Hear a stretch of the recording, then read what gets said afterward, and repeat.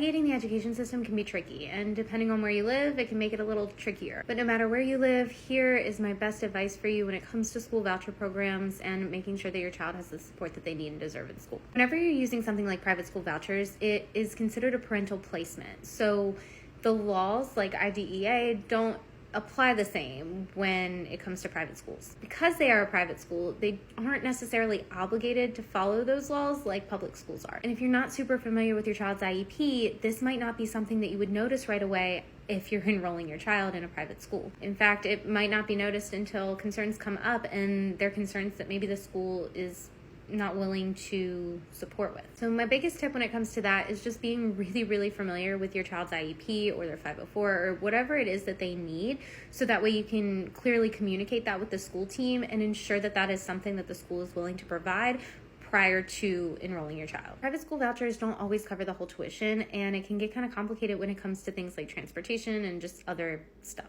All in all, if you're trying to advocate for your child, public school is still going to be the best option because you're able to use the law more effectively to advocate in those settings. And my tip for you there is to be really familiar with the law and what your rights are as the parent and your child's rights when they're in school. If you want more support with this, I have tons of resources, so head to my profile and be sure you're following along while you're there.